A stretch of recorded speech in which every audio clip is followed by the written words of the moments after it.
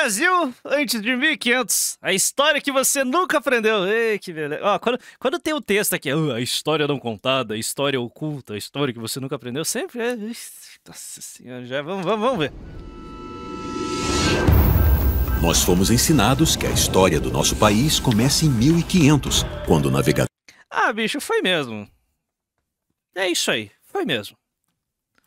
Beleza? Hã? Os europeus descobriram o Brasil. Conquistaram o Brasil. Mas como é possível descobrir uma terra que já era habitada por milhões de pessoas? Afinal, quando isso aconteceu, os povos originários já viviam aqui. A verdade é que a história do Brasil começa muito antes da chegada dos europeus. E algumas das partes mais impressionantes dessa história aconteceram num local muito misterioso. Tecnicamente lindo. Tecnicamente lindo. E numa região famosa pelo calor escaldante, a Amazônia pode ser um dos locais mais... Não custa nada lembrar, mas se você não for inscrito aqui no canal, se inscreve, deixa um like, comenta, compartilha, considere entrar no clube de membros, tem muito vídeo pra você assistir, e é isso aí, continuando. Cara, eu não sei se tem história registrada antes de 1500. Tipo, os indígenas brasileiros, eles escreviam? perigosos do... Eu não sei, uma pergunta honesta. Não tem. Sua beleza, famosa no mundo todo, esconde grandes predadores, plantas venenosas e até mesmo insetos mortais. É um local tão hostil que torna quase impossível a sobrevivência de pessoas como eu e você. Seria esse... Não, a gente realmente não consegue sobreviver num ambiente desse, mas os Based Bandeirantes, à base de farinha e mandioca, eles conquistaram todo o Brasil. Então o motivo desta enorme... Expandiram o nosso território. Mano, eu estou me coçando pra começar a contar a história dos Bandeirantes. Nossa, me coçando, cara. Provavelmente vai ser... Cara... enorme floresta sempre ter sido praticamente desabitada? Ou o verdadeiro problema estaria na sua geografia?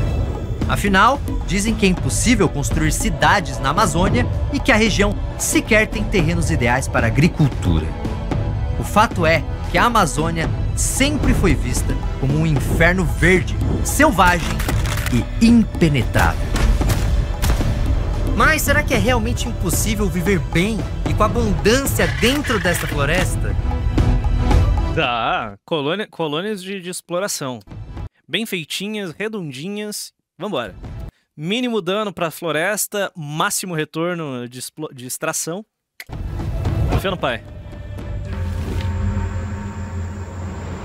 Em 1542, o frei espanhol Gaspar de Carvajal participou da primeira expedição europeia que percorreu todo o rio Amazonas. E seu relato mostra uma Amazônia completamente diferente do que imaginamos. Passamos por ilhas que pensávamos que estivessem despovoadas. Mas, depois que nos achamos no meio delas, foram tantas povoações que ficamos abismados.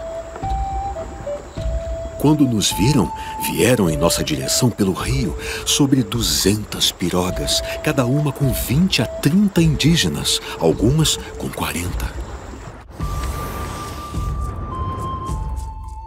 Essa floresta densamente ocupada por povos originários continuou sendo vista conforme a expedição avançou pelo rio Amazonas.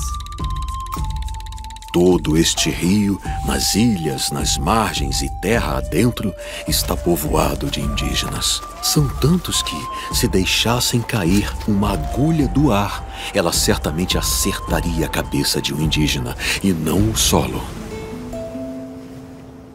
Por volta do ano 1500, Portugal possuía 1,5 milhão de habitantes. A Espanha era maior e contava com quase 9 milhões de pessoas. Mas sobra nada. E a Amazônia? Bem, ela era o lar de nada menos que 10 milhões de pessoas.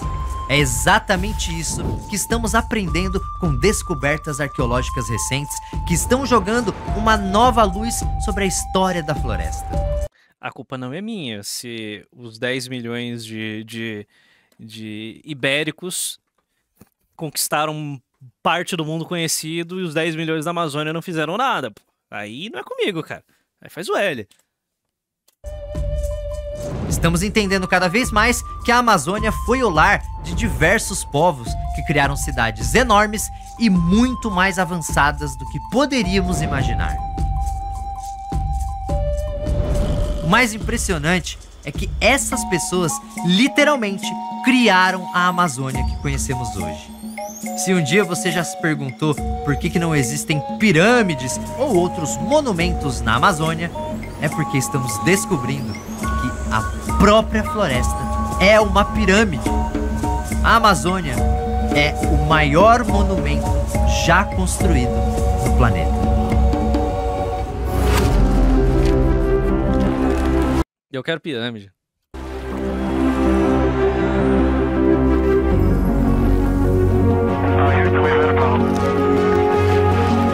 Tipo, e foram molhados por uma gripe. E se eu te falar que a floresta amazônica que conhecemos só existe por causa das pessoas que viveram por lá no passado? Você ia achar que eu tô maluco, certo? Mas a verdade é que hoje podemos falar com certeza que essa floresta impressionante é o grande legado de povos antigos que viveram nessa região séculos atrás. De uns anos pra cá, historiadores e arqueólogos estão encontrando cada vez mais provas de que milhões de pessoas viviam na Amazônia. Ancestrais dos povos indígenas atuais e de muitos outros brasileiros, essas civilizações eram enormes e organizadas de forma muito mais complexa do que a gente imagina. Estamos falando de cidades grandiosas, muitas vezes unidas por redes de estradas e com avanços tecnológicos surpreendentes. Seja criando um poderoso sistema de manejo ambiental que transformou a terra da floresta para sempre, seja escavando desenhos geométricos gigantes e misteriosos, essas pessoas viviam uma relação sustentável com a natureza. Não é à toa que se alimentavam melhor e eram mais saudáveis que os europeus e diversos outros povos da época. E foram molhados mesmo assim. E a grande realização desses povos foi nada mais, nada menos que a maior floresta tropical do planeta. Mas por que essas cidades só estão sendo descobertas agora? Como essas pessoas viviam e se algumas dessas civilizações eram tão avançadas assim? Por que é tão difícil encontrar vestígios desses povos? Então, eu quero convidar você para conhecer o Brasil antes de 1500 junto comigo. Assista esse vídeo até o final, que eu vou explicar tudo isso com detalhes. Ah, e olha que legal, esse vídeo teve a consultoria conhecermos até a época em que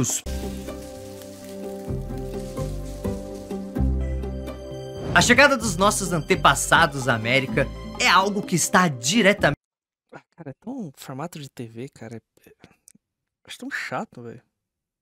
Tipo, tecnicamente incrível. Foda. Mas tá ligado? É um formatinho que você veria no History Channel. Sabe? TV Brasil. ligado ao povoamento Formato TV Cultura, mano. da Amazônia. Não é ruim, mas, pô, tá ligado? Tipo, Castanheira, milhares de anos de internet, o máximo que ele consegue fazer é isso. Existem mais de uma teoria explicando como os humanos colocaram os pés na América pela primeira vez. A mais aceita pelos cientistas é que isso aconteceu graças a uma ponte de terra que não existe mais. Não é, cara. Tecnicamente isso é lindo e é difícil pra caralho. Caro pra cacete de produzir. Sapiens, ou seja, os humanos modernos, surgem na África cerca de 300 mil anos atrás. Há 200 mil anos, algumas dessas pessoas deixam o continente africano e começam a se dispersar pelo planeta. Assim, por volta de 30 mil anos atrás, alguns humanos chegam ao extremo leste da Ásia. No planeta que conhecemos hoje, isso marcaria o final da jornada. Afinal, essas pessoas teriam encontrado um oceano impossível de atravessar. Isso não é consciência antropologista. Eu já vi a tese de que vieram de barco também. Porém, nessa época, o planeta vive um período de baixas temperaturas e a formação de grandes geleiras no hemisfério norte deixa o nível dos oceanos mais baixo. Com isso, a Beríngia, uma porção de terra que funciona como uma ponte unindo a Sibéria e o Alasca, está acima da água. Durante um bom tempo, muitos humanos ocupam espaços dessa ponte. São os primeiros americanos. Porém, por volta de 15 mil anos atrás, a temperatura do planeta começa a subir. As geleiras derretem e a Beríngia começa a ser coberta pelas águas. Muitos humanos que ocupam a ponte marcham para o leste, se espalhando pelo continente americano. O resultado é que, 2000 anos depois disso, já existem regiões habitadas na América inteira, do Alasca até o sul do Chile. Com o passar do tempo, esses povoados deram origens a diferentes civilizações, cada uma com suas culturas, idiomas e características. E aposto que você já ouviu falar de pelo menos 3 delas. Os Based Maia, os fodões de Inca e os incríveis astecas. Nenhum deles no Brasil, isso é muito triste, cara, porra. Eu entendo o nacionalismo indígena no México, sabe? E no Peru, Exaclave. No ano 1000 a.C., começaram a ocupar algumas regiões da América Central. Bastante avançados em astronomia e matemática, os maias construíram cidades com edifícios imponentes e pirâmides que permanecem de pé até hoje. Já por volta do ano 1300 foi a vez da civilização asteca. Vivendo no território onde hoje está o México, os astecas também ergueram cidades impressionantes, lembradas especialmente pelos seus templos grandiosos. Por fim, temos os Incas, que iniciaram a expansão de seu império pouco depois do ano 1400. O povo Inca ocupava a região da Cordilheira dos Andes, vivendo em montanhas onde hoje ficam países como Peru, Bolívia, Chile, Equador e Argentina. Agora, por que essas 3 civilizações são sempre as mais E os da gente é só orca e tapioca, né? Que merda. Quando falamos dos povos antigos americanos, bem, essa lista não está errada. Incas, maias e astecas realmente eram bastante avançados. O ponto é eram grandes impérios ultra complexos, sabe? Com uma estrutura social foda. Tipo, eles eram muito fodas. Tanto que os espanhóis, durante essa conquista, eles não extinguiram esses impérios. Eles absorveram a estrutura social do Império Azteca e do Império Inca. Eles absorveram, tipo, eles só integraram essa casta, a nobreza desses impérios dentro do Império Espanhol. É que essa lista está incompleta. Estudos recentes estão mostrando que em outras partes da América existiam civilizações com organizações sociais complexas e avanços tão impressionantes quanto os dos povos antigos mais conhecidos.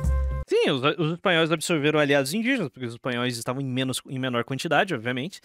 E, bom, sabe, olha, você é asteca, o povo, a população asteca de uma vila, de uma cidade ali, você é meu aliado? Beleza, então a gente vai lutar junto e destruir o seu inimigo. Seu inimigo é meu inimigo também, então vambora. Foi assim que eles conquistaram rapidinho. Estamos descobrindo, por exemplo, assim que 600 espanhóis conseguiram conquistar Tenochtitlan.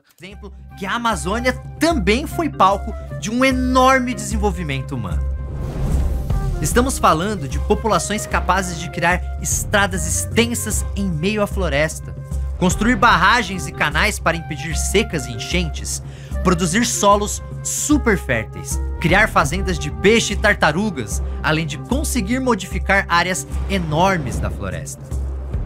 Mas então por que nós enxergamos essas civilizações da Amazônia como menos desenvolvidas que outros? Eles não têm pirâmide. Outros povos antigos. Por que elas não são famosas como os Inca ou os Astecas? Essas perguntas são muito importantes e nós vamos passar por Elas não são. todas essas respostas. Mas antes disso, precisamos fazer uma Não adianta nada se não sabiam escrever. pergunta ainda mais básica. De onde surgiu essa história de que a Amazônia sempre foi desabitada?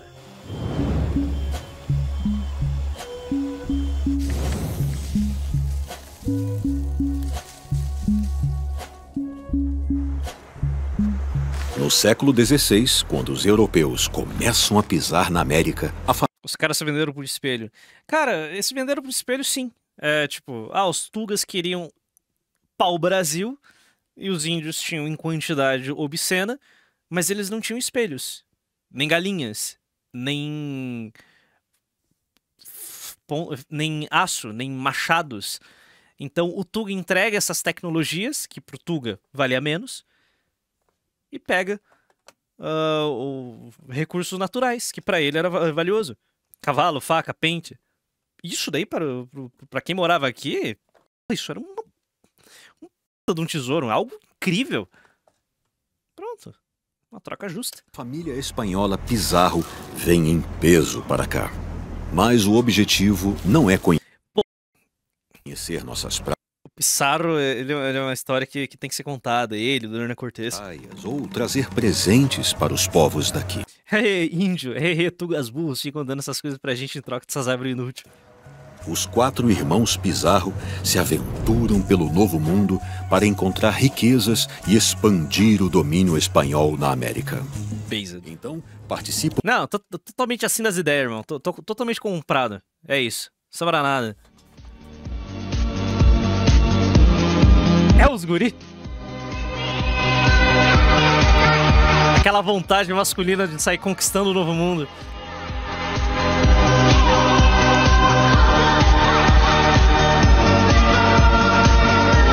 Cara, não dá, velho. Não dá. A conquista da América foi épica, velho. São literalmente os cavaleiros medievais com armas de fogo. Não dá, velho. Isso é espetacular, mano. Isso é espetacular. Simplesmente espetacular. Não tem como não achar essa história épica.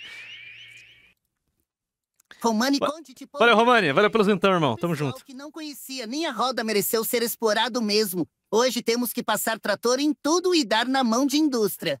Calma lá, pô. Calma lá. de conflitos enormes com os indígenas. É um dos irmãos, Desculpe, mas os sacrifícios vão ter que parar. Francisco Pizarro, que lidera a conquista espanhola sobre o Império Inca. Mas o que importa para nós é seu irmão Gonzalo. Em 1542, ele organiza uma expedição que parte de Quito, no Equador, em busca do país da canela. Isso seria uma região dentro da Amazônia, riquíssima em temperos e especiarias. Vale lembrar que, no século XVI, época das grandes navegações, as especiarias são um dos motores da economia europeia. Por causa de alguns imprevistos, algumas pessoas se separam da expedição. Esse grupo é liderado pelo explorador Francisco de Orellana e acaba navegando por todo aquele rio gigante que corta a floresta. É assim que surge o primeiro relato europeu sobre a Amazônia, escrito pelo Frei Gaspar de Carvajal, que acompanha a expedição. Vocês viram alguns trechos desse relato no comecinho do vídeo, mas algumas partes dessa história precisam ser olhadas com um pouquinho mais de calma. Uma delas é o combate contra um grupo de mulheres guerreiras.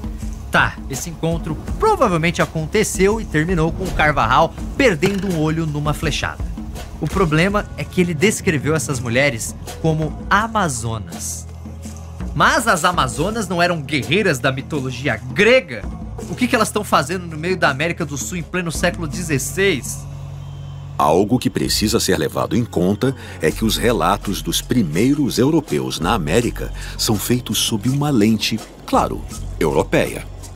Oh, documentos sério? que descrevem esse novo mundo são carregados de ideias, superstições e interesses europeus.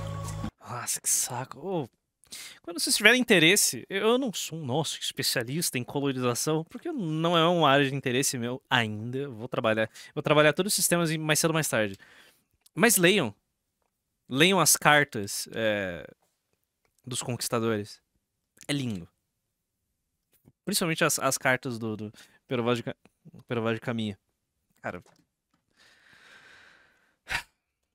Como os europeus do século XVI adoram os mitos da Grécia Antiga, não, anacronismo tá...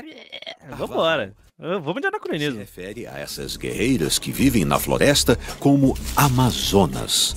Ele quer que um europeu do século XVI seja o quê? Inclusivo? Isso fica tão famoso que seu relato passa a ser chamado Nós, as filhas das Amazonas que foram queimadas. de O Descobrimento do Rio das Amazonas. E acaba batizando o rio onde se passa a história. Sim, o rio Amazonas ganhou esse nome que usamos hoje depois que um frei espanhol jurou que saiu no tapa com guerreiras mitológicas gregas no meio da mata. Mas o que chama a atenção dos historiadores é que o relato do Carvajal... Olha, eu não acho que o Carvajal ele considerou essas indígenas como guerreiras gregas na Amazônia. Eu acho que ele fez a comparação de, olha, mulheres guerreiras, ou seja, vamos fazer uma conexão com a lenda grega das Amazonas, então eu chamo ela de Amazonas. Então, eu acho que é, sabe, é um pouco mais... Ele quis ser poético, eu acho que é um pouco mais inteligente do que, oh, olha que jeca. mostra Que nem o Castanheira soou aqui. gente para um cacete morando nas margens do Amazonas. As aldeias eram grandes como cidades e possuíam até bairros. Uma Uau. delas se estendia por 12 quilômetros pela margem do rio. Algumas tinham até ancoradouros. Tão desenvolvidas quanto ocas de vikings na Noruega do século X. Tipo, A Amazônia superpopulosa está presente em todo o relato do Frei. E hoje, as evidências arqueológicas mostram que, nesse aspecto, os textos do Carvajal passavam longe de fantasia ou de superstições europeias. Ele escreveu sobre uma floresta amazônica lotada de pessoas, porque provavelmente foi isso mesmo que ele encontrou.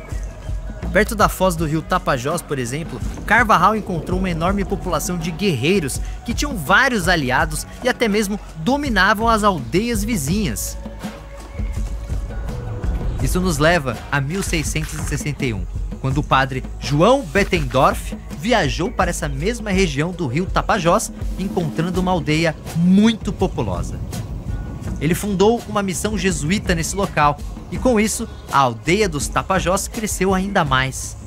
Hoje, essa aldeia é Santarém, uma das maiores cidades do Pará. Aliás, isso não deveria colocar Santarém como a cidade mais antiga do Brasil? Oficialmente, a primeira cidade do Brasil é São Vicente, fundada em 1532 em São Paulo. Mas e se ao invés de olharmos para o ano de fundação, pensarmos em ocupação humana contínua, ou seja... Infelizmente vou ter que dar o braço a torcer, concordo com a Castanheira nesse ponto aqui. Ok, eu gosto da ideia de tempo de ocupação contínua, em locais pra você cravar uma cidade. que já eram habitados. Santarém nasceu em 1661, Mas tipo, como que você vai datar o início de Santarém? mas numa aldeia enorme que já existia muito antes dos europeus pensarem em vir para a América. Mas vamos falar da Amazônia como um Tipo, todo. tá, legal, bacana. Quando que foi fundada essa cidade? Vai lá. Não tenho data? Então São Vicente. Se ela tinha tanta gente, de onde que veio aquela visão de uma floresta hostil aos humanos e que só era habitada por plantas e animais? Em 1711, o governo de Portugal proíbe a entrada de estrangeiros no Brasil sem autorização.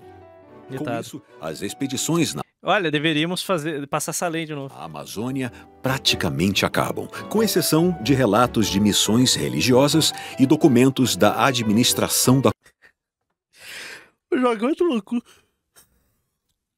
30 anos antes da fundação do primeiro cartório do Brasil, né? colônia.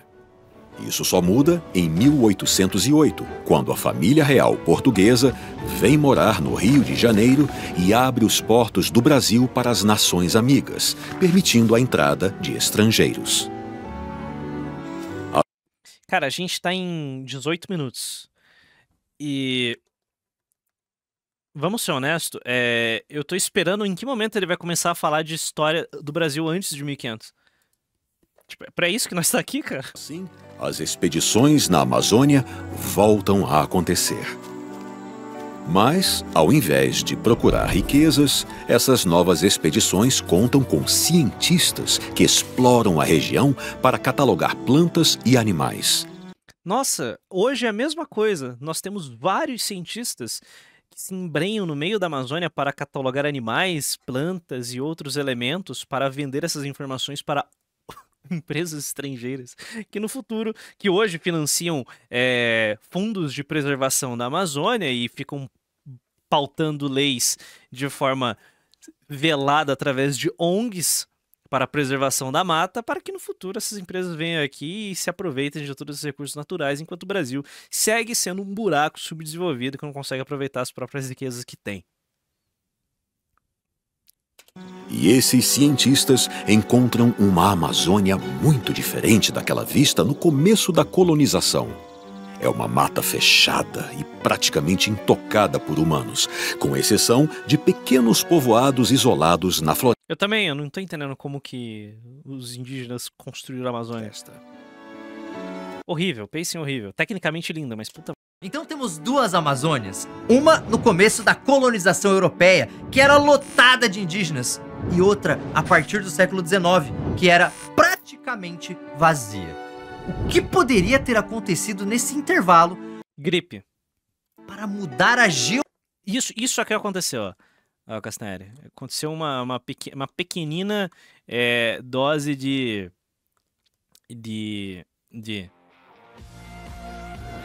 Vamos lá, o que você vai querer? Miocardite. Hã? Vou querer uma miocardite. Miocardite?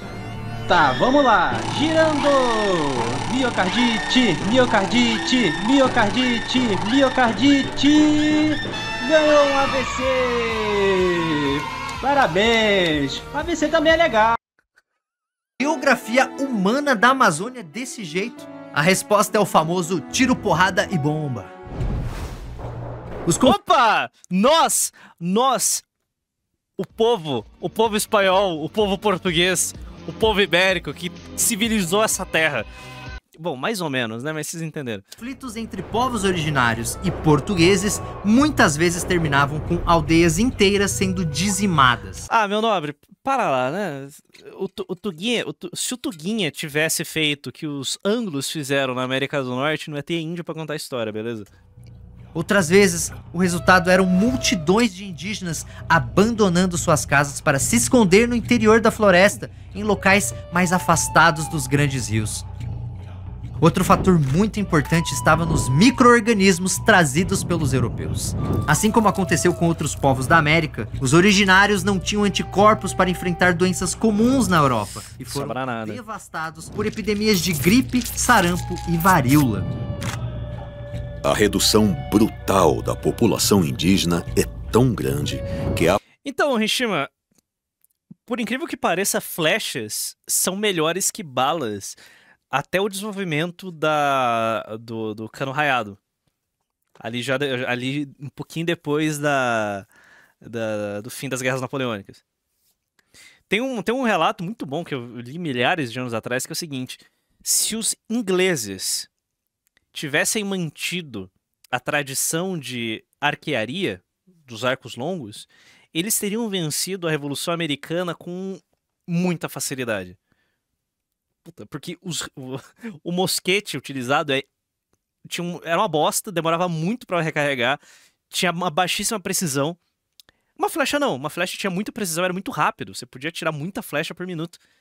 Então, sabe, se os ingleses tivessem mantido essa tradição, eles teriam devastado os rebeldes americanos e, sabe, o problema é que para você operar um mosquete, basta você dar alguns tiros.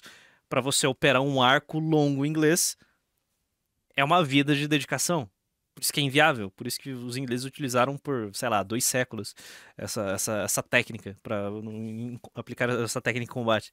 É muito difícil. Apontada com... Então, o arqueiro inglês é um asset muito caro para você manter em grande quantidade. Agora, você largar um rifle na mão de um camponês é fácil. Uma das causas da chamada Pequena Era do Gelo, que reduz as temperaturas... Não, eu só joguei essa informação porque é curiosidade que eu gosto.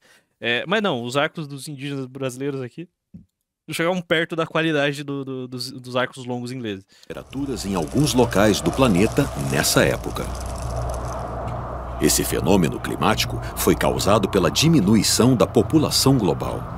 Ele teria começado no século XIII, com as milhões de mortes causadas pela expansão do Império Mongol na Ásia. Depois é a vez da Europa, devastada pela peste negra no século XIV. A partir do século XVI, a América entra nessa equação com muitas mortes de indígenas.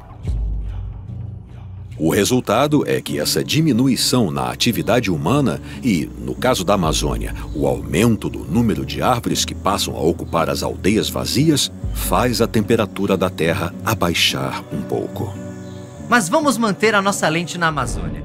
O ponto é que os cientistas do século XIX encontraram uma floresta fechada e desabitada. E não viram os sinais de aldeias abandonadas simplesmente porque a vegetação Os indígenas não se desenvolveram em 10 mil anos. Os milico eu acho que vão desenvolver em 10. já tinha tomado totalmente conta desses espaços. Então eles deduziram que aqueles relatos do século XVI sobre uma floresta superpopulosa eram fantasias típicas do fim da Idade Média. Pense que o Carvajal colocou até guerreiras gregas na floresta. Então devia ser tudo invenção mesmo, né? E foi essa imagem de uma Pô, cara, como que um cara do século XXI tem uma interpretação tão ruim? Sabe, tipo... Sabe? Pô, que tristeza. Oh, que tristeza. É muito triste, velho. Amazônia sem pessoas que foi disseminada e perdurou Ele era burro, cara. até hoje. Tipo, é só uma forçação de barra idiota, tipo... porque é uma comparação bonita do Carvajal, tipo... Ele, tipo, nossa, que animal, que cara burro.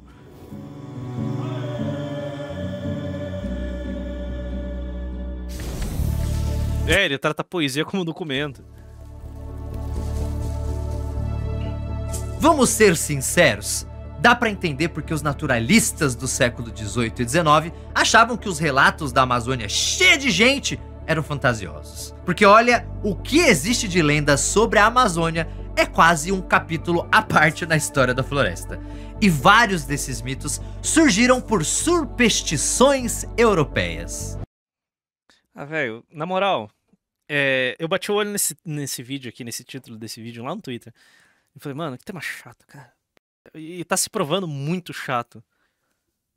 Tipo, ele tá dando muita volta. Tipo, nossa, ele não sabe pra onde vai. Tipo, beleza, se fosse um vídeo, vamos falar de arqueologia, tipo, do começo ao fim, sabe?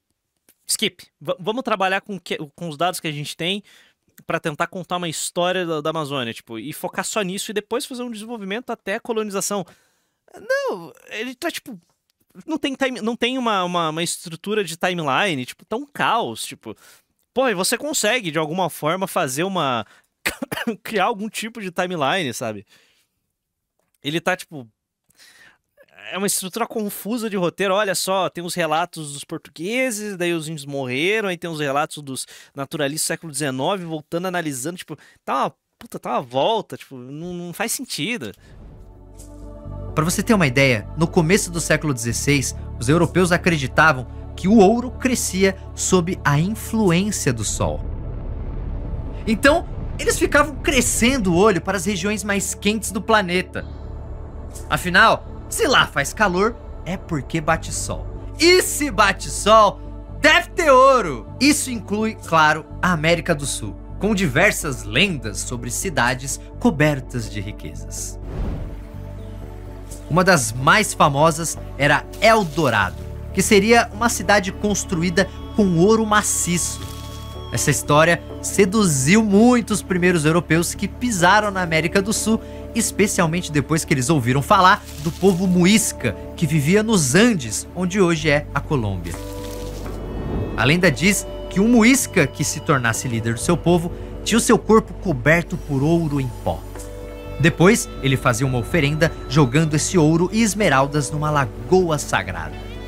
Imagina contar essa história pra um cara que acha que ouro cresce por causa do sol. O sujeito ia ficar maluco? Cara, eu acho um saco. Eu acho um saco essas narrativas que tratam pessoas de séculos atrás como burros. Tipo, nossa, que jeca, burro. Eu sou tão mais inteligente. Ciência. Não, cara, não. Ele tá trabalhando com a informação que ele tem, beleza? Tipo, ele não é burro. Então, quando descobriram algumas minas de prata no Peru em 1545, vários exploradores começaram a se aventurar na floresta, certos de que encontrar o tal Eldorado era só questão de tempo. Quem achava isso era o espanhol Lope de Aguirre, uma figura bem controversa dessa época. Em 1561, Aguirre faz parte de uma expedição comandada por Pedro de Ursúa, que procura o Eldorado na região do Peru. Entretanto, a empreitada não sai como planejado. Após disputas internas, Aguirre assassina Ursúa e assume o controle da expedição, indo em busca do Eldorado por conta própria. Mas, no meio do caminho, ele se revolta contra a coroa espanhola, se declarando príncipe. Ele citou brevemente o desenvolvimento de civilizações pré-colombianas. Mas, tipo, foi, sei lá, 1 minuto de vídeo. Até agora, só história pós. Do Peru e do Chile. Isso causa conflitos com as forças coloniais. É outra, né? Tipo, uma operação espanhola no Império Inca. Que só terminam com a morte. Não é território brasileiro, Castanhari. De Aguirre. Uma coisa interessante. Tipo, tecnicamente é incrível, mas esse vídeo não faz sentido. Se fosse outro título, outra vibe, tipo, não, vamos trabalhar outro tema. Vamos falar da história da colonização da perspectiva dos indígenas. Tema. Dá pra trabalhar? Dá pra fazer um puta vídeo. Você tá entendendo que dá pra fazer um puta vídeo? A colonização da América da perspectiva dos indígenas. Pronto, dá pra fazer. Você pode até meter o teu esquerdismo, tua resistência indígena, você lenga-lenga, você pode até forçar a barra. Mas só agora tá um vídeo desconjuntado. O interessante é que Aguirre se auto-intitulava... Tá muito desconjuntado, tá tipo, vídeo tirando pra tudo quanto é lado. A ira de Deus e o príncipe da liberdade. Mas os outros espanhóis preferiram... O vídeo não é só chato, o Castanhari falando de forma lenta, com muitas pausas, que tá dando sono, tentando ser engraçado, é a pior parte. Fora a trilha sonora, que parece uma playlist pra dormir. As cores são pastéis. Não, cara, as artes e as cores estão lindas e a narração do Briggs tá espetacular. Mas, tipo... parece um material da TV Cultura. Não é um demérito, mas é um formato velho pra TV. Tipo, você tá na internet, tá ligado? Você pode inovar, você pode enlouquecer, pode fazer o que você quiser, tipo, você tem recurso infinito. Chamá-lo de El Loco, por motivos que parecem óbvios. Essas lendas sobre a Amazônia não foram exclusividade. Parecem óbvios. Pra que essa história, mano? Por que colocar essa história no vídeo?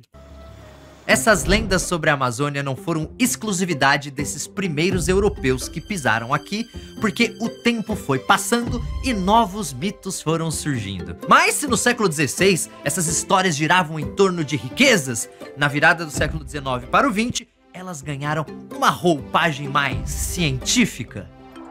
Nesse período, sociedades científicas se espalhavam pela Europa, bancando expedições ao redor do mundo. E depois que um arqueólogo dos Estados Unidos localizou as ruínas da cidade inca de Machu Picchu em 1911, rolaram várias expedições em busca de cidades perdidas na América do Sul. Uma dessas histórias gira em torno de um dos maiores mistérios do começo do século XX, quando um explorador inglês sumiu no meio da floresta amazônica. E não um explorador qualquer, mas sim aquele que é considerado o Indiana Jones do mundo real e que desapareceu sem deixar vestígios. Essa história começa no século... Morreu por alguma razão, sei lá. Fome. Se machucou. Virou espetinho de canibal. É um lugar perigoso. 19, com a descoberta do manuscrito 512. É o seguinte, imagina, você tá no meio da Amazônia no início do século XX, você quebra o seu pé. Você morreu. Você está morto. Foi picado por um mosquito. Tipo, é isso, acabou, it's over. Acabou, irmão. Esse documento narra a suposta descoberta de uma cidade perdida no interior da Bahia por alguns bandeirantes, que teria acontecido décadas antes, em 1753. Já no século XX, o manuscrito chama a atenção do aventureiro inglês Percy Fawcett.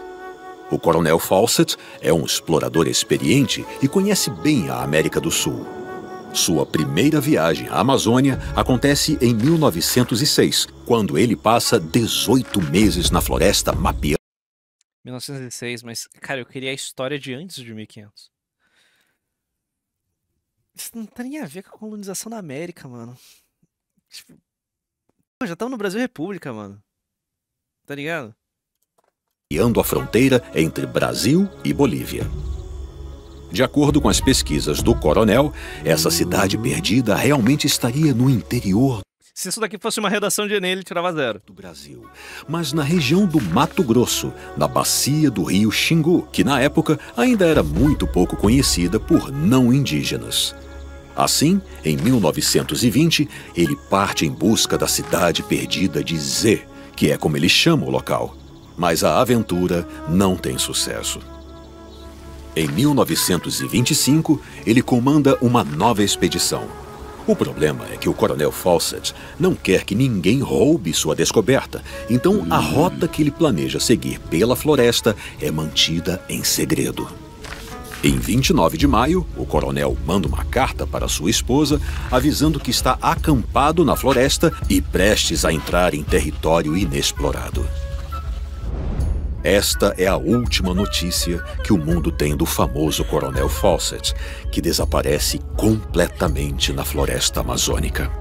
Virou camiseta de saudade. Várias tentam encontrá-lo, mas seu destino permanece um mistério até hoje. E uma coisa interessante é que o coronel Fawcett não acreditava que a cidade de Z tinha sido construída pelos povos da região, mas por estrangeiros, como antigos gregos ou fenícios, que teriam Eu adoro a tese dos fenícios no Brasil, não tô nem aí. Eu não ligo, eu gosto dessa teoria da conspiração. navegado até a Amazônia. Na verdade, isso diz muito sobre Agora que eu percebi, esse é um capítulo inteiro de lenda. Isso daqui é filler, num vídeo de 1 hora.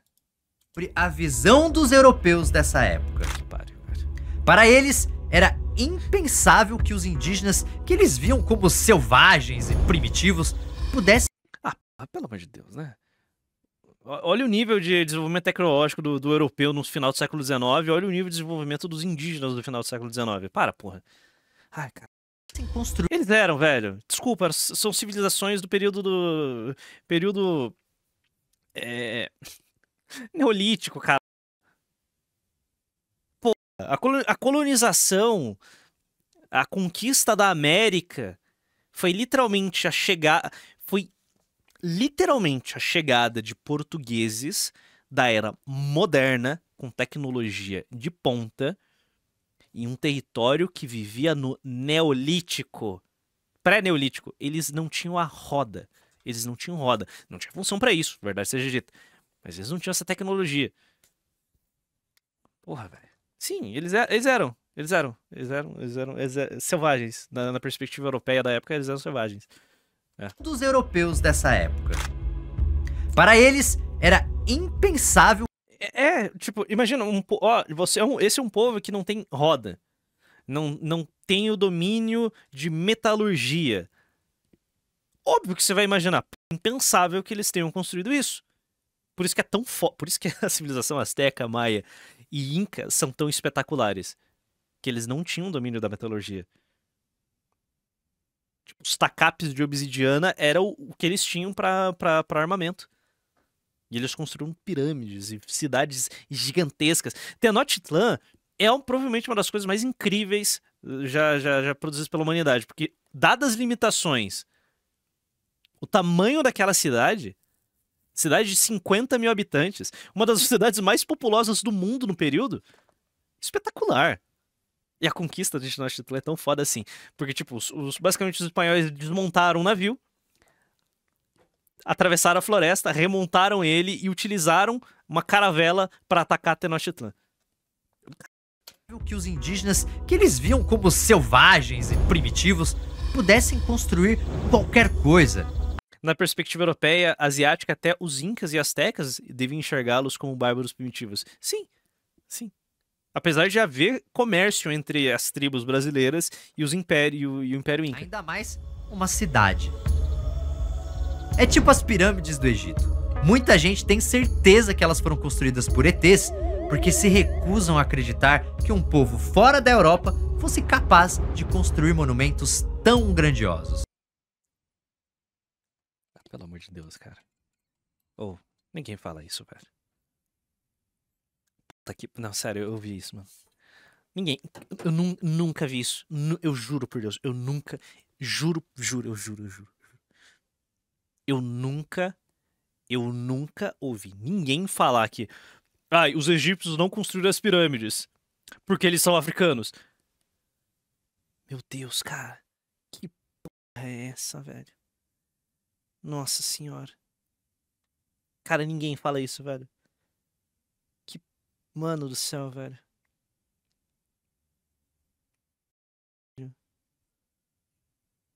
Meu Deus do céu, velho. Puta que pariu o nível desse cara, velho. Um povo fora Velho, é impressionante, mano. Sei lá, o que falta pro Castanhari? Um revisor pros roteiros dele?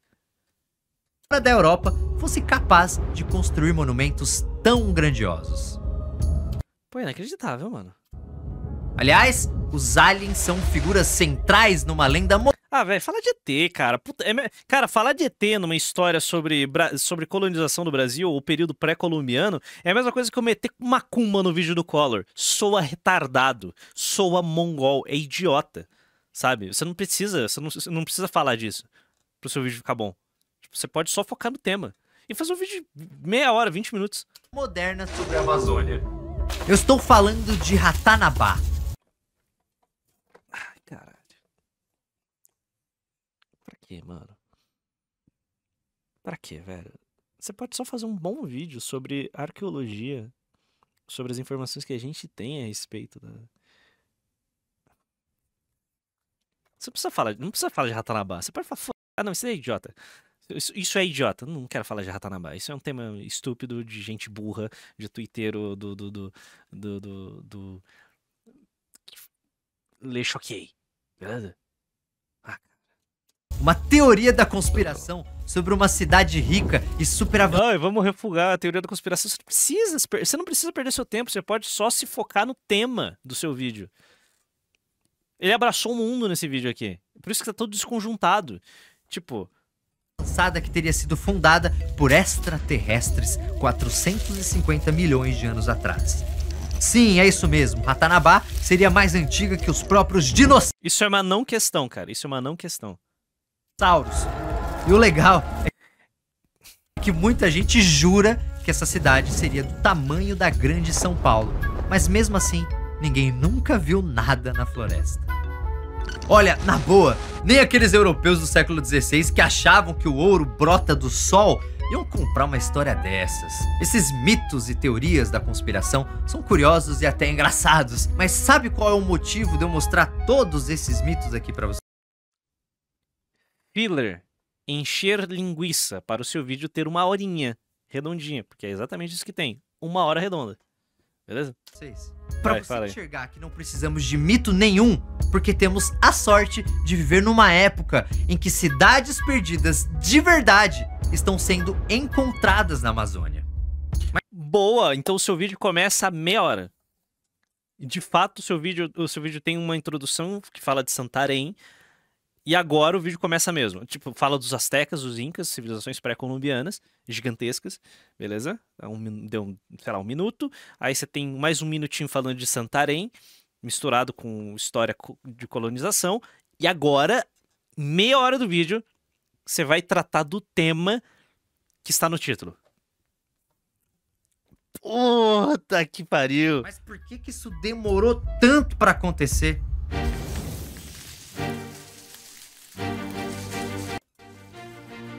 Vamos fazer uma conta rápida. A Amazônia tem quase 7 milhões de quilômetros quadrados. Ela é tão grande que, se fosse uma nação, seria o 7º maior país do planeta. E boa parte desse território é coberto por florestas.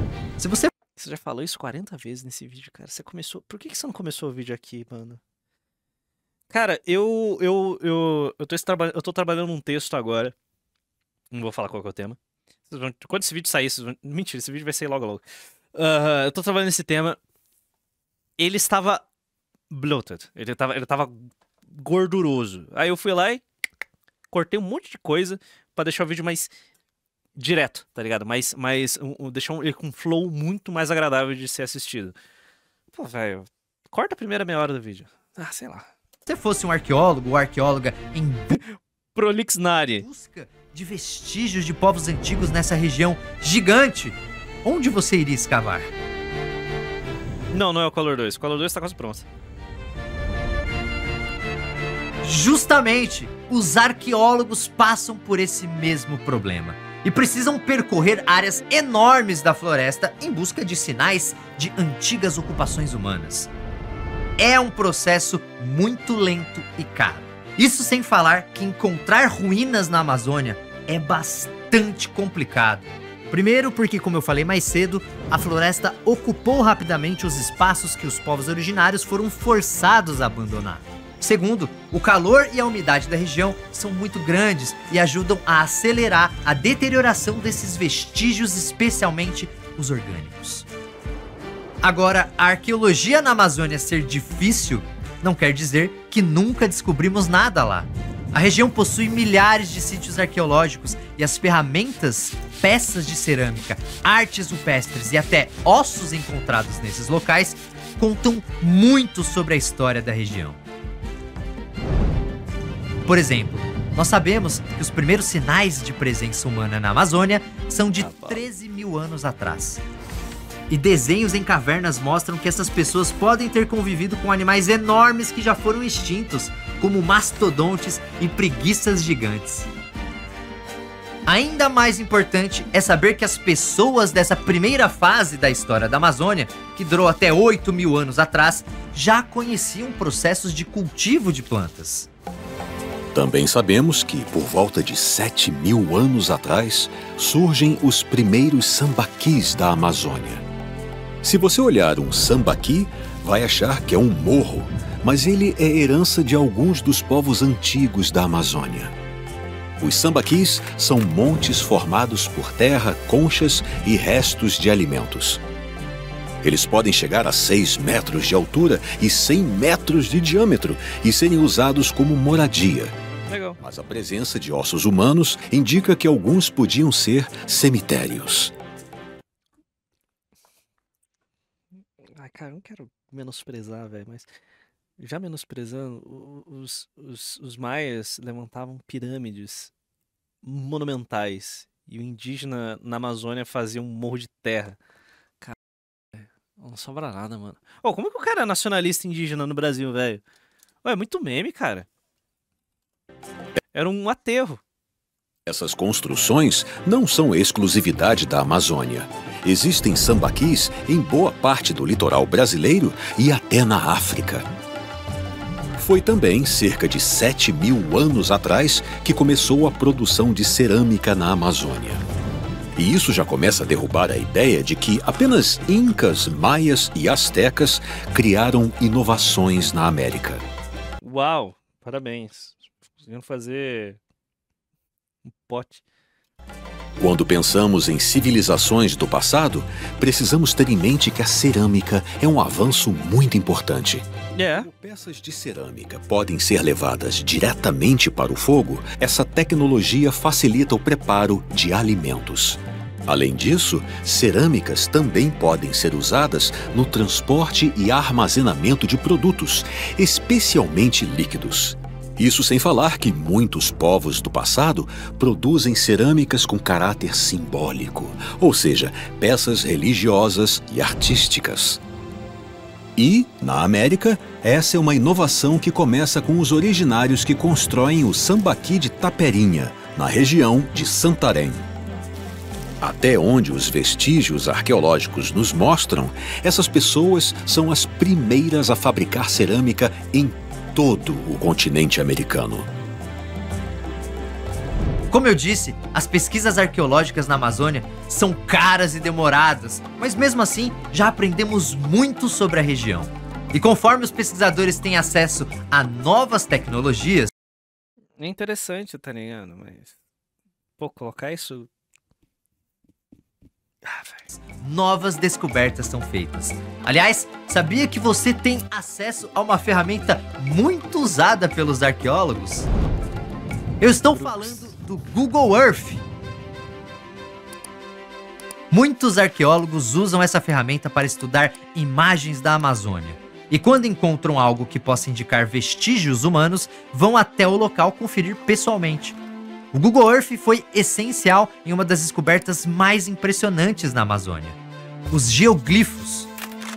Esse é o nome daquelas famosas linhas escavadas no solo em forma de figuras geométricas e que, no caso da Amazônia, foram localizadas.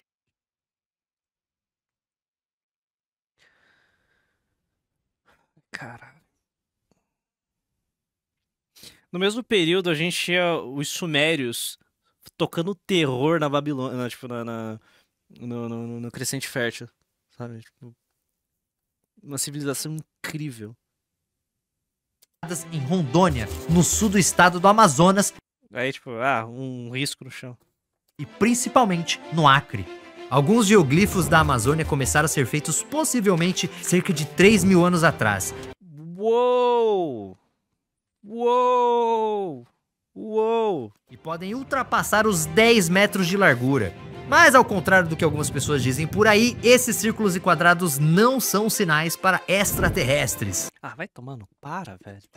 A função dos geoglifos da Amazônia ainda não é 100% conhecida, mas os arqueólogos acreditam que eles podiam ser usados para demarcar áreas de cultivo ou locais cerimoniais. Cerca de 1.000 sítios com geoglifos já foram descobertos. Mas isso aconteceu de uma maneira amarga, porque muitos desses locais foram encontrados por causa do desmatamento. Com cada vez menos árvores, fica mais fácil enxergar essas formas geométricas pelo Google Earth. O problema é que o desmatamento também ajuda a destruir os geoglifos. Agora, a tecnologia que revolucionou mesmo as pesquisas na Amazônia é o LiDAR. LiDAR significa Light Detection and Ranging, que em português seria algo como detecção e variação de luz. Isso funciona mais ou menos assim: um sensor remoto é colocado num avião ou drone. Conforme essa aeronave sobrevoa a floresta, o sensor vai emitindo feixes de laser que rastreiam o solo, identificando tudo e qualquer desnível no chão. Eu entendo o trabalho, respeito, acho foda essa pesquisa sobre o passado, mas, cara, desculpa, velho. O que eu vou falar aqui vai soar tão burro, tão jeca, mas, velho, é morro de lixo e risco no chão, cara. Desculpa, eu não consigo, velho. Eu não consigo, cara. Eu não consigo achar. Nossa, uau, eu não consigo ficar super.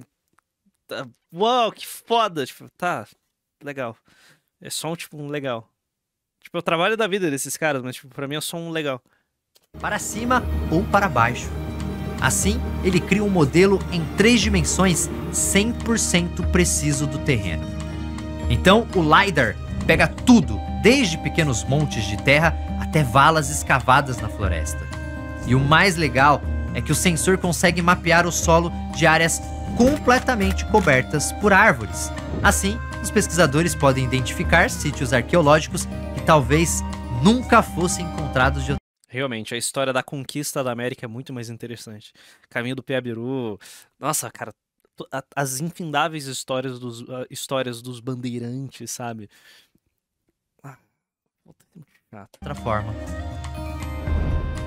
Uma descoberta importante que aconteceu com o LiDAR foi na parte da Amazônia que fica na Bolívia. Esse lugar foi o lar da cultura Casarabe entre os anos 500 e 1400. Ou seja, esses caras desapareceram pouco antes dos europeus chegarem na América. O LiDAR revelou 2 sítios arqueológicos gigantes nesse local, chamados de Cotoca e Landivar. Os arqueólogos acreditam que esses 2 sítios, que contam com plataformas de terra enormes, seriam os principais centros urbanos dessa rede de assentamentos da cultura Casarabe.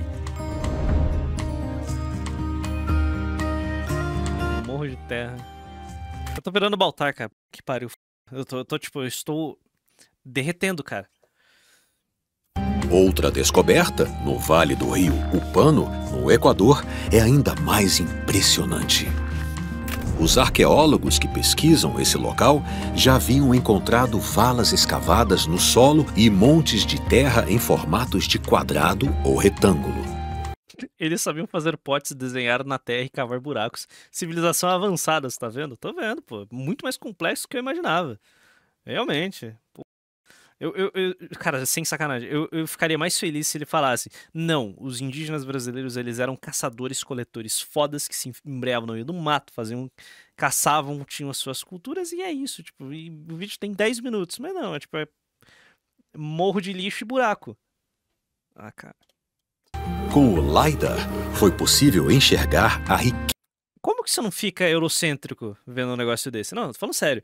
Tipo, no mesmo período histórico em que o indígena na América tava cavando um buraco e levantando um morrinho de lixo, você tinha, sei lá, a ascensão do Império Hitita na Anatólia. Tá ligado? Tipo,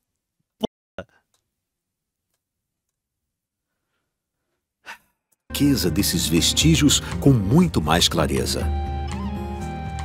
São vários centros urbanos ligados por estradas com até 10 quilômetros de extensão. E cada cidade tem moradias, campos irrigados, terraços e praças. Os sumérios, milhares de anos antes, já tinham cidades que eram maravilhas da antiguidade. Não tem como achar desenho no chão foda. Não dá, cara. É um power scaling muito desequilibrado, velho. Tipo, tá entendendo? Tipo, a gente tá em outra escala aqui. A gente se impressiona com outro tipo de coisa. Valeu, Santa Candida. Santa Candida tipou R$11,11. Obrigado, irmão. Será que o Castanhe é a evolução de uma fusão entre papagaio e tucano? Te aprendeu a falar com Bobson de Twitter? Aliás, algumas dessas... Mano, os chineses, os japoneses, apesar de não ser fã da história do Japão, o pau estava torto. Você tinha muita coisa acontecendo de forma... no mesmo período histórico que o indígena brasileiro tava cavando buraco no chão, velho. Praças. Na verdade, o pau tava atorando, tipo, muita coisa estava acontecendo em todos os berços da civilização humana. Provavelmente usadas em rituais, formam complexos com áreas... Enquanto os incas manipulavam ouro no Chile, os índios brasileiros estavam fazendo montinhos de lixo. Cara, a gente reduziu isso a um montinho de lixo. Porque a hora que o Castanheira tava descrevendo, não, são morros de conchas e restos de comida que são utilizados para plantio. A hora que falou, não, o pessoal mora em cima. Pera, o pessoal mora em cima do montinho de lixo. Ah, cara. Comparáveis às das pirâmides egípcias. Porque eu genuinamente ia falar, porra, os caras conseguiram identificar que material orgânico melhora a qualidade do solo e facilita o plantio. Mas não, eles em vez de utilizar aquele material orgânico pra plantar, não, eles faziam um montinho de lixo e moravam em cima dele. Puta que pariu, cara. Egípcias. Com áreas comparáveis às das pirâmides em rituais. Aliás, algumas dessas praças, provavelmente usadas em rituais, formam complexos com áreas comparáveis às das pirâmides egípcias. Baixa a bolinha. Calma lá, né? Desculpa, não. Para. Não consigo, cara. Não consigo, velho. Eu tô enlouquecendo, mano. Fato interessante, os incas criaram um sistema de escrita chamado quipus, que não é uma escrita de fato, mas um conjunto de nós e cordas que eram lidos com os dedos. Ninguém ainda nunca decifrou essa língua, mas ali tem potencialmente séculos de história. Muito melhor que os do Brasil. Espero que a IA consiga dar um jeito. Tô brincando, mas... esse é o tipo de coisa que me impressiona. Mas a gente pode chamar isso de cidades? Onde estão os blocos de pedras e as ruínas de edifícios? Sim, podemos chamar de cidades. Claro que quando pensamos em cidades perdidas, imaginamos muros de pedra, ruínas de templos e o Indiana Jones ou a Lara Croft correndo lá no meio, não é verdade? Não. Mas no caso da Amazônia, as coisas não são bem assim. Especialmente porque blocos de pedra são encontrados em poucos locais da região. As cidades foram construídas com terra, que é a matéria-prima disponível na floresta. Isso não é exclusividade da Amazônia. Na América do Norte existe a cidade de Cahokia, construída por povos da região do Rio. montinho de lixo. Mississippi. Parabéns, Isso índio-americano. parece morros de terra, certo? Mas são as ruínas de uma cidade que cerca de 1000 anos atrás era mais populosa que a Paris da época. Já as ruínas de Uruk, no Iraque, mostram que as casas de uma das primeiras Ó, essa civilização... Essa daqui eu acho que é a primeira cidade suméria. Eu não lembro. grandes cidades do planeta eram feitas com tijolos de barro. Afinal, Ou seja, grandes Beza. cidades do planeta eram feitas com tijolos de barro. Afinal, essa era a matéria-prima do local. Então, as cidades da Amazônia não serem feitas de pedra não tem nada a ver com esses povos serem mais ou menos desenvolvidos que outras civilizações. Ah, bicho, tem. Para. Isso são cidades que foram erguidas por indígenas que viviam em sociedades complexas. E algumas delas têm avanços que deixariam os astecas ou os egípcios de queixo caído. Cara, os astecas levantaram pirâmides e cidades gigantescas, sabe? O nível de complexidade tecnológica que os astecas conseguiram atingir antes da conquista espanhola é algo incrível, sabe? E os egípcios não precisa falar nada, né? Tipo, puta cara, desculpa. Basta pensar Não dá, velho. na ilha de Marajó.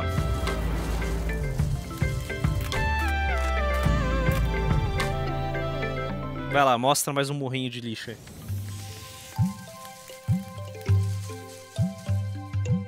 Já faz mais de um século que os arqueólogos estudam as antigas civilizações da ilha de Marajó, no Pará. E o que se sabe é que por volta A ilha do Caetano Veloso. de 1500... Cara, o Caetano Veloso visita essa ilha há 13 anos ininterruptos. Joga no Google lá, Caetano Veloso 13 anos. Antes de Cristo, a ilha já contava com pequenas aldeias. Mas, Uau. por volta do ano 400, as coisas começaram a mudar em algumas partes de Marajó. Foi nessa época que começaram a surgir os tesos, grandes plataformas de terra construídas pelos originários. Existem vários tipos de tesos, de pequenos a Sabe o que estava sendo construído do outro lado do mundo? Não nesse período, mas logo logo. Ó, isso daqui, cerca de 100 anos depois, o que não é grande, não é uma janela muito grande de tempo para indígena. A Mesquita de Santa Sofia, localizada em Istambul, na Turquia, possui um grande valor histórico e artístico. É isso. E é uma das maiores. E o médico Isodoro de Brutal, Moledo. brutal, brutal. Porém, anos após a Brutal. finalização da construção, devido Eu tô apelando mesmo, não tô nem aí. Eu me reduzi ao Uga a Buga, diversas que fica cagando na cabeça da história dos outros, mas eu não tanco mais. Eu já perdi todo o respeito. gigantescos, e os arqueólogos acreditam que a função de cada teso podia ser definida pelo seu tamanho. E sabe o pior? Eu tenho sangue indígena, né? Minha bisavó era Guarani.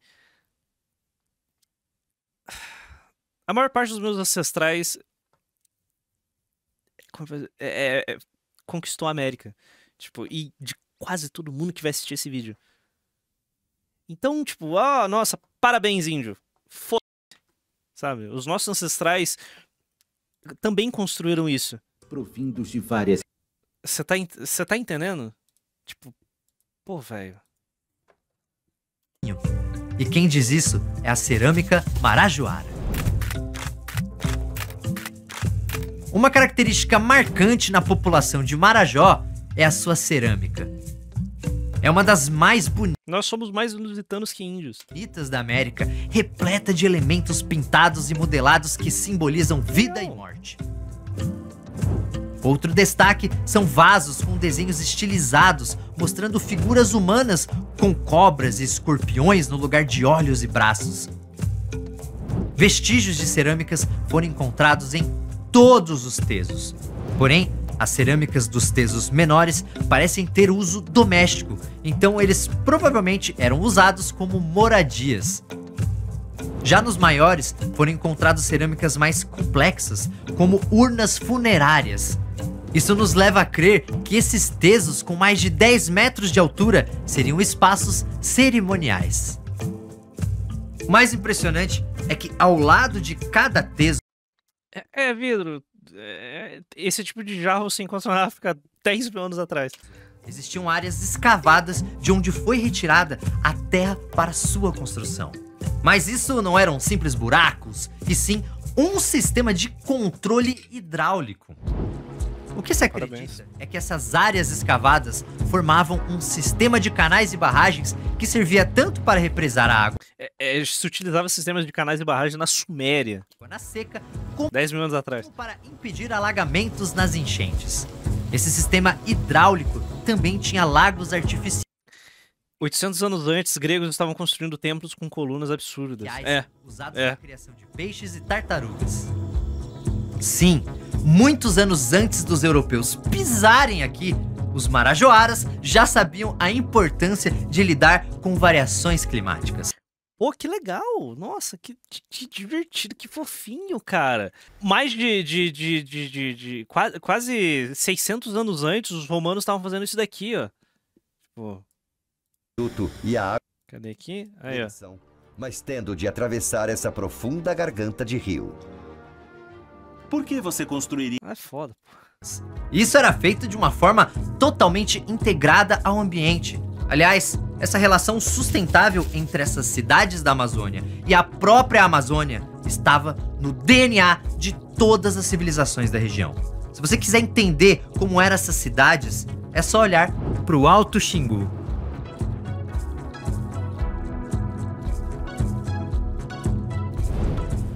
Vestígios arqueológicos indicam que a ocupação do Xingu começa por volta do ano 800, em aldeias com formato circular. A base desses assentamentos são casas grandes e usadas de forma comunitária. Elas ficam em torno de uma praça central, onde são realizados rituais e o enterro dos entornos são... Os indígenas que não se integraram à sociedade lusitana, falando hoje, vive de forma muito similar a seus ancestrais de 1.200 anos antes, cara. Caraca. Casas grandes e usadas de forma... Baser, Matupil, mas pô... forma comunitária. Elas ficam em torno de uma praça central... igual uma vila indígena moderna. Onde são realizados rituais e o enterro dos... Tipo, eu tô assistindo esse vídeo aqui nessa vibe aqui, ó. Tipo... Eu tô nessa vibe, tipo, isso daqui é uma escultura romana de um celta, e isso daqui é uma escultura de um celta, tipo, de um período similar. Tô nessa vibe já, mano. Vai tomar o índio, levantar um rim de barro, vai se fuder. Caralho. Porra. Complicado, cara. Não dá, velho. Os mortos. Tá ligado? Isso daqui é a mesma coisa. Enquanto o romano do ano 1 depois de Cristo estava vivendo na cidade de Roma, tá ligado? E o panteão está sendo construído, o germânico sujo tava morando na porra de uma oca. E o índio brasileiro tava morando numa oca. E a China tinha pólvora.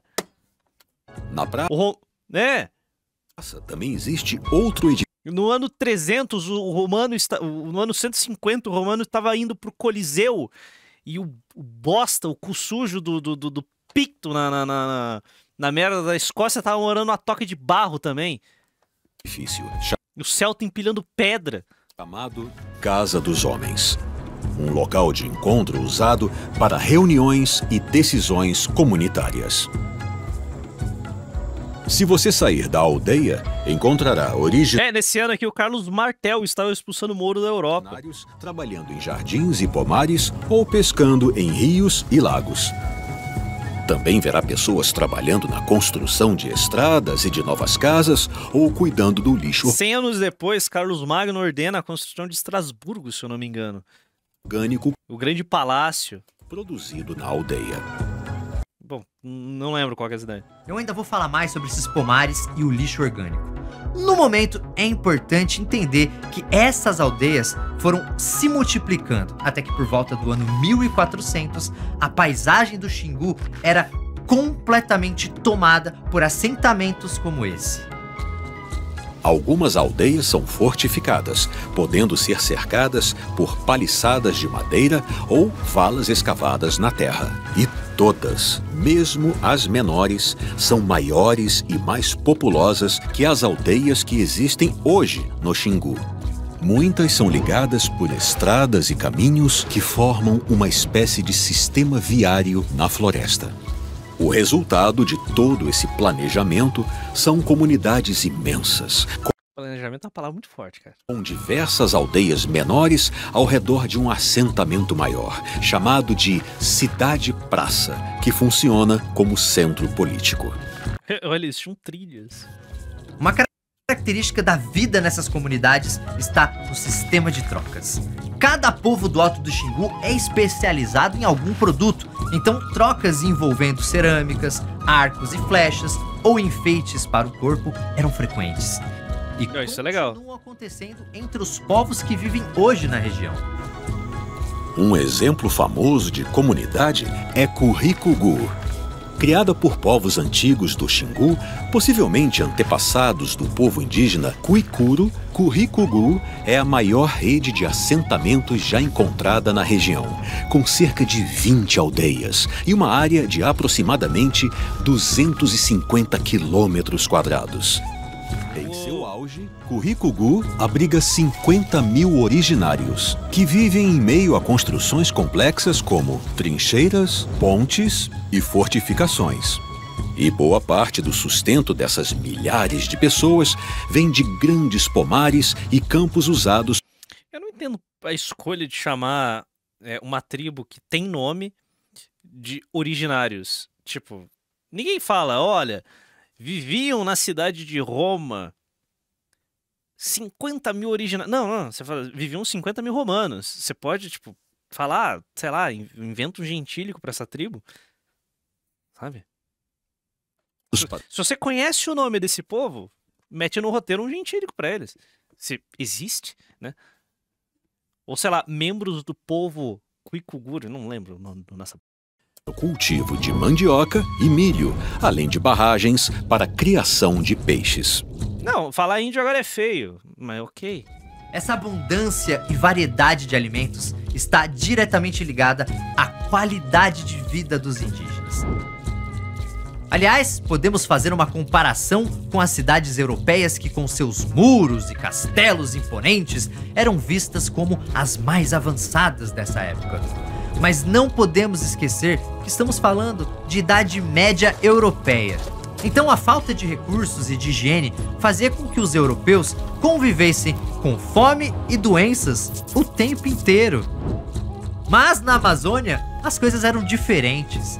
Os esqueletos encontrados pelos arqueólogos mostram que os originários eram extremamente saudáveis e se alimentavam muito bem. Não duvido. Análises dos ossos encontrados em sítios arqueológicos na Amazônia indicam que a alimentação dos originários era rica e bastante equilibrada. Além disso, o estado de conservação das arcadas dentárias mostra que até mesmo a saúde bucal deles era superior à dos europeus dessa época.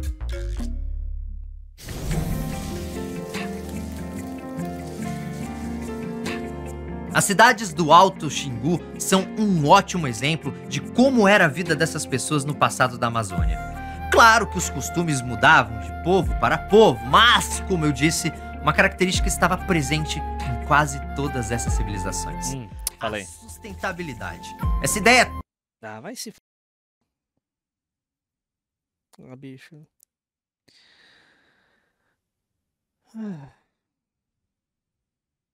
Cara... na civilização moderna que há muito desperdício, muito desperdício. Hoje nós desperdiçamos porque nós produzimos demais, muito. Nós precisamos muita coisa. Na antiguidade, na Idade Média, aplique para o mundo conhecido. África, Europa, Ásia, não havia desperdício. Beleza? Não havia desperdício. Se utilizava até o fim. Qualquer coisa que fosse produzida. Porque tudo era muito caro, muito escasso, sabe?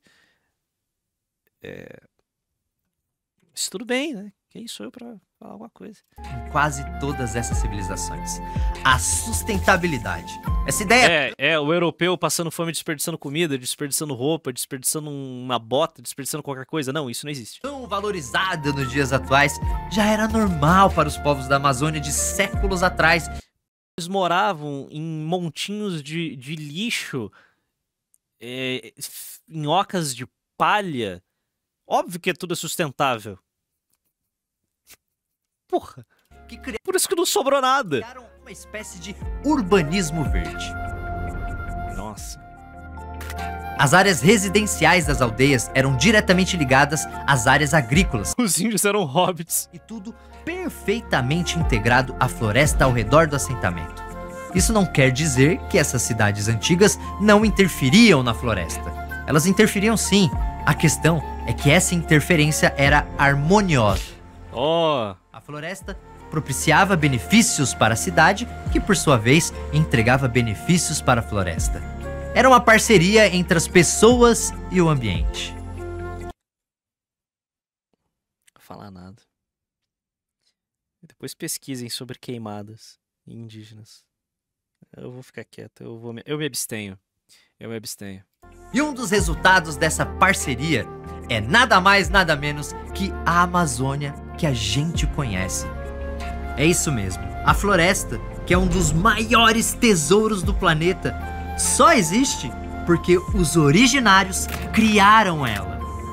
Pera aí, Castanhari. A Amazônia já existia, cara. Você não vai me falar que aquilo ali era um deserto e os indígenas saíram plantando árvore, montando coisa lá, moita pra todo lado. Sim, essas civilizações não construíram a floresta de forma literal, mas nós já sabemos com certeza que a interferência dessas pessoas no ambiente moldou totalmente a floresta amazônica. Cara, se for meter um argumento desse, mas só se falar, a Amazônia que nós conhecemos hoje é culpa dos portugueses. Que graças às doenças que eles trouxeram da Europa, mataram todo mundo, aí a floresta teve tempo para se recuperar e se fechar novamente. Viu? De nada. E temos muitas evidências disso. O primeiro exemplo está no solo da Amazônia. Se você cavar na floresta amazônica, vai perceber que sua terra é amarela, meio alaranjada. Mas existem áreas onde o solo é mais escuro. Isso é chamado de terra preta, que ocupa pelo menos 3% da bacia amazônica e é vista como uma espécie de tesouro pelos agricultores, pois é extremamente fértil. Durante muito tempo, os cientistas achavam que essas terras tinham sido criadas É o tipo de terra que tem na Ucrânia, né? por cinzas de vulcões dos Andes ou estavam ligadas a antigos. É muita romantização. É a mesma coisa do vídeo da Coreia do Norte, o Castanhari tentando fazer propaganda de uma galera que claramente é uns fudidos, mas ele tenta empurrar a goela abaixo. Essa história de falar que, o europeu mal. É dessa vibe, mano. Que vídeo chato, mano. Que vídeo pedante. Ai. Antigos lagos na Amazônia. Hoje se sabe que a terra... Ele não falou da caça excessiva que os índios precisavam fazer, nem das queimadas que eles faziam. Das queimadas, desmatamento, conflito entre tribos, basicamente não contou nada antes de 1500. Nada realmente impressionante. Cara, os indígenas na América exterminaram a megafauna local. Caça. Nós o caralho, né? Se bem que eu tenho sangue de índio, né? Então, nós, o povo indígena, nós exterminamos a megafauna que existia aqui. Exterminação sustentável agora? Toma no cu, porra. Terra Preta foi criada pelos originários. Lembram das aldeias circulares, como aquelas dos povos do Xingu? Quando os arqueólogos começaram a estudar Mogaram as preguiças betas, isso é based. esses assentamentos, perceberam que o solo ao redor dessas aldeias tinha terra preta. Isso não era coincidência. A terra preta se forma graças ao acúmulo de dejetos e matéria orgânica produzidos pelos originários. Aí, os montinhos de lixo, pô. Sim, o lixo criado nas aldeias era transformado em adubo num processo semelhante ao da compostagem, que vem se tornando cada vez mais popular hoje em dia por ser 100% ecológico. O fato de muitos sítios arqueológicos estarem sobre terra preta é porque Você já falou, cara. Eles construíram as aldeias em cima dos montinhos de lixo. essa terra é resultado direto de ação dos indígenas que moravam nesses locais. E isso é algo que acontece há bastante tempo. Tecnologia avançada, adubo. Será que a questão é, eles faziam isso de propósito ou eles foi sem querer? A região do Rio Madeira tem áreas de terra preta com 7.000 anos de idade. E a criação desse solo pelos povos do passado deu origem a um ciclo. Os originários moravam nesses locais para aproveitar os benefícios da terra preta e, em troca, ajudavam a criar mais terra preta na floresta. É uma relação em que os dois lados ganhavam. E é uma relação que continua viva. As aldeias atuais continuam criando áreas com esse solo escuro e muito mais fértil em todas as partes da floresta.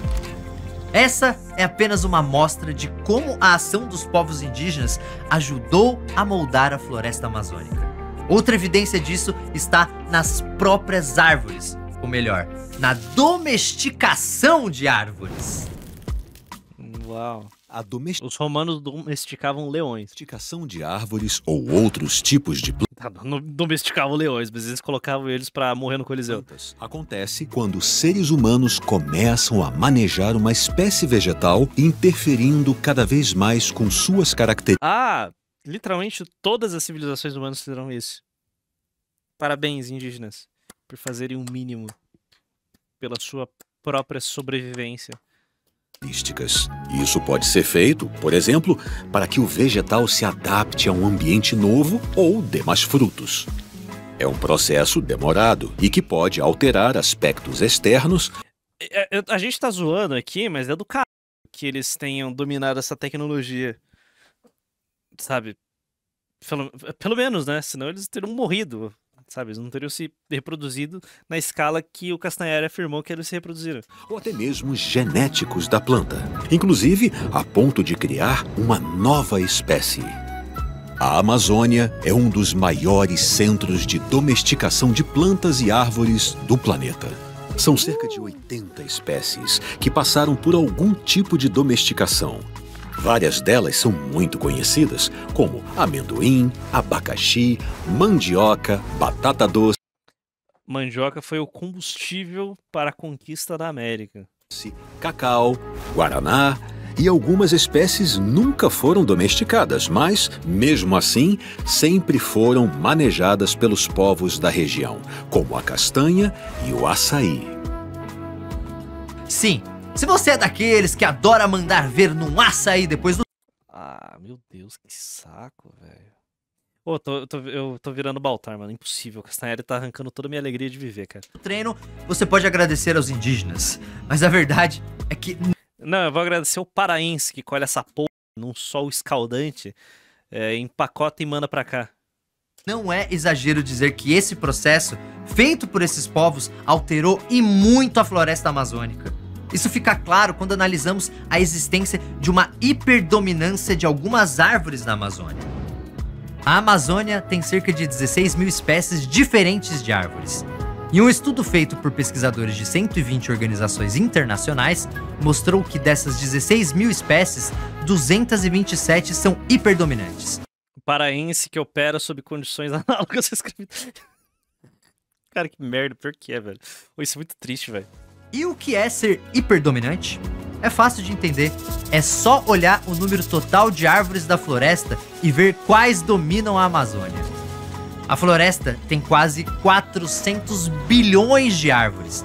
E metade delas, ou seja, cerca de 200 bilhões de árvores, são dessas 227 espécies. Mas a floresta não foi sempre assim? Bem, vamos então olhar no detalhe essas 227 espécies de árvores que dominam a Amazônia.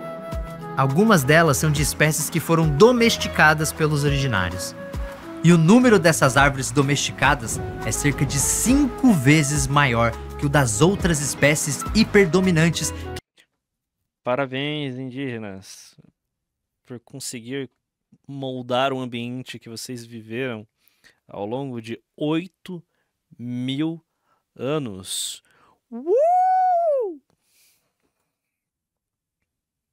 Quantas dinastias egípcias colapsaram ao longo de 8.000 anos? Só pra... que não foram domesticadas. Mas essa charada se resolve de vez quando a gente percebe que essa Ou seja, tudo que uma civilização pós-neolítico sabia fazer, eles faziam. Exatamente. hiperdominância de árvores domesticadas é muito Até que ponto eles não trouxeram essa tecnologia da travessia do antigo mundo para o novo mundo? Não sei. Ou eles foram tão incompetentes ao ponto de perder todas essas técnicas e tecnologias ao longo de 2.000 anos e ter que redescobrir depois. Eu não sei, tipo, o que seria ridículo, inclusive. muito maior perto dos locais onde as pessoas moravam. Então podemos falar com Boa indiada, uma era do bronze, vambora. certeza que a hiperdominância de árvores domesticadas é resultado direto da ação indígena. Os povos originários espalharam essas árvores pela Amazônia. E o mais importante é que isso não foi feito de forma agressiva, porque as árvores são nativas e se integram de forma natural ao ambiente. Lembra dos europeus do século XIX que achavam que a Amazônia era uma mata virgem? Essas pessoas não perceberam que, na verdade, partes da floresta são enormes pomares. Ou seja, são locais repletos de árvores frutíferas que não cresceram ali por acaso.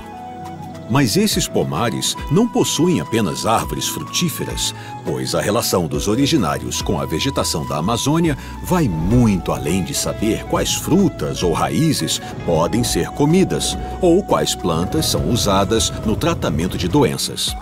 Estamos falando de um conhecimento digno dos maiores alquimistas do planeta, com espécies sendo usadas de uma forma que beira a mágica. Alquimista? Pô, 2025, cara, alquimista? Alquimista? Sério?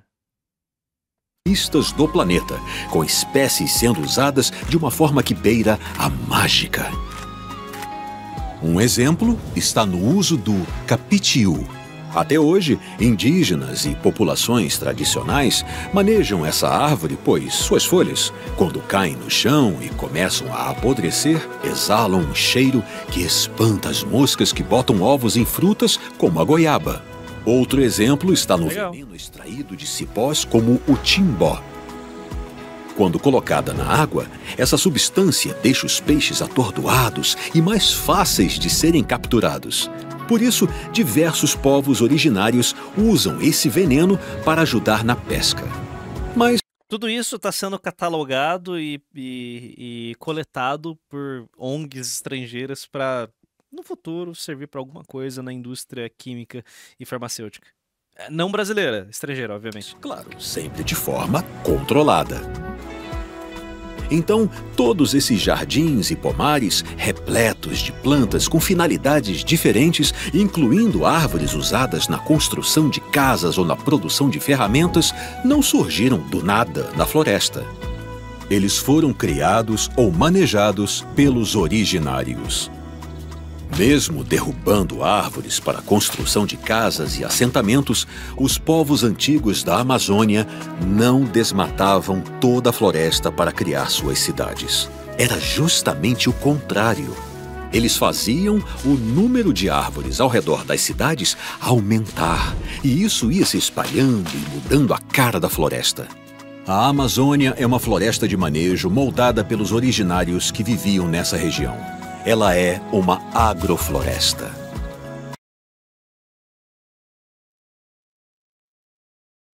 Que vídeo chato. Pô, velho. Tá complicado. Não, originários é um termo que tá começando a me encher o saco já. Isso nos leva ao começo do vídeo, quando eu falei sobre as pirâmides da Amazônia. As pirâmides não são as realizações mais grandiosas de algumas civilizações antigas? Grandiosa é complicado, né, Castanheira? Pô, pelo amor, né? Por essa lógica, a Amazônia também é um monumento. Afinal, ela é a maior realização dos povos que viviam nessa região. Tá, cara. Beleza. Ao longo de 8.000 anos, Ao longo de 8.000 anos, eles conseguiram selecionar várias espécies e replantá-las. para benefício próprio. Uau! Só 8 mil anos que eles levaram para executar todo esse serviço. Eles só plantaram árvores, cara. Tipo, eles só plantaram árvores e fizeram montinhos de lixo que moraram em cima. 8 mil anos. 8 mil anos de desenvolvimento humano. E os povos originários conseguiram criar montinhos de lixo para morar em cima e plantar árvore.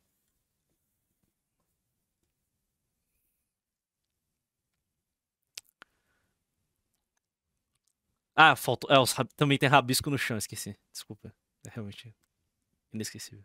Os rabiscos no chão. Ah, e utilizar elementos, utilizar plantas para caçar e para proteger seus alimentos. Uau. Utilizar a floresta. É benefício próprio. Real. Foi. Puta desenvolvimento. Aí adubo, né? Que provavelmente foi acidental. Ah, esqueci dos vasinhos de cerâmica, é isso. Boa. Vasinhos de cerâmica. Tem potes de água. Isso é incrível. E ela é um monumento único, diferente de todos os outros que foram erguidos no mundo. A Amazônia não foi projetada nem construída com pedras e tijolos. Porém, esse bioma não pode ser visto como algo que surgiu sozinho. A Amazônia que conhecemos hoje só existe por causa dos povos originários. Eles foram os construtores e engenheiros desse monumento e, junto com a natureza, transformaram a floresta e até hoje ajudam a preservá-la. Os egípcios criaram as maiores pirâmides do mundo. Os chineses criaram a maior muralha da história. E os povos da Amazônia criaram a maior floresta tropical do planeta.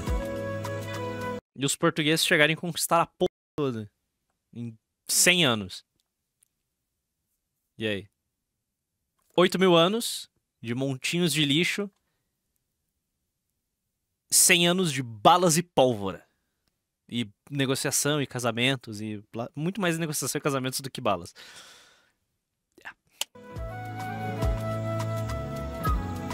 Pô, bicho.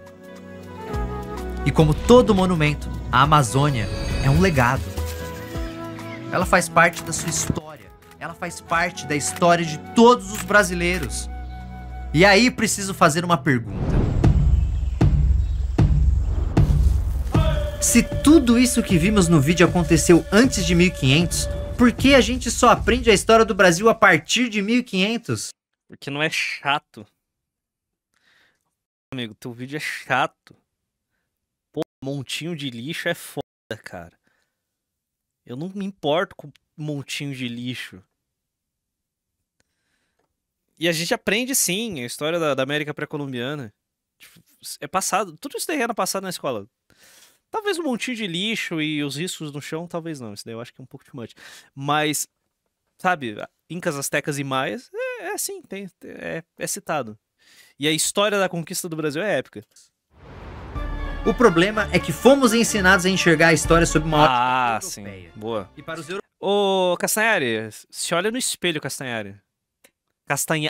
Castanhari, se olha no espelho, Castanhari. Beleza? Só pra... Quero dizer nada não, mas... Olha... Europeus, tudo que acontece no Brasil antes da colonização portuguesa são curiosidades quase que sem importância. Por isso aprendemos que a história do nosso país começa mesmo em 1500. E começa mesmo. O Brasil, ele não existe antes de 1500. Aqui é só um território largado ao léu. Aí se torna a Ilha de Veracruz. E a partir daí começa o desenvolvimento até se tornar o Estado do Brasil. Eu acho que é ali por 1530, mais ou menos. E se mantém nesse status de Estado do Brasil até o Reino Unido de Brasil, Portugal, Brasil e Algarves. Aí vira Império do Brasil, pós-independência. Então, o Brasil mesmo, ele começa em 1500. Então, tá certo. Com a chegada dos europeus.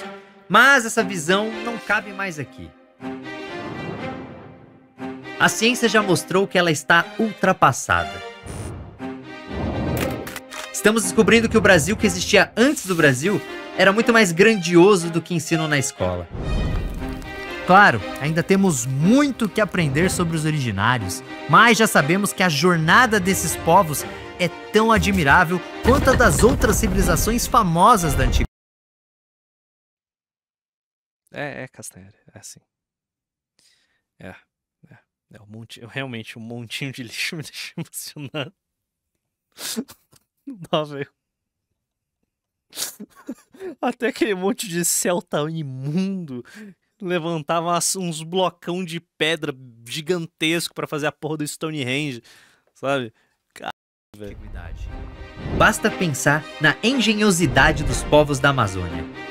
Pô, pra levantar um montinho de lixo, cara. Que construíram cidades complexas Nossa. e totalmente sustentáveis séculos Uau. antes deste conceito ser criado.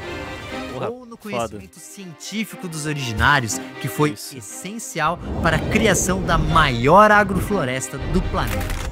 Nossa Esse senhora. passado grandioso se estende por todas as regiões do país. e Nossa, o permanece povo vivo. indígena. De técnicas de agricultura ao nosso vocabulário, passando por pratos típicos e remédios, o conhecimento dos povos originários atravessou os séculos e continua presente no dia a dia de praticamente todos os brasileiros. A história de um país é, antes de tudo, a história das pessoas que construíram esse país. Os Então a portugueses. história do Brasil não começa em 1500 com os portugueses desembarcando aqui. Castanhari, se olha no espelho, por favor. Ela surge bem antes disso, com os milhões de originários que viviam Foram mogados pela gripezinha dos Tugas. aqui. Verdadeiros fundadores do Brasil foram Não, eles não fundaram porra nenhuma, cara. esses povos que começaram a moldar a terra onde moramos hoje. E com seus costumes e saberes, ajudar a criar aquele que é um dos nossos maiores tesouros, a cultura do povo brasileiro.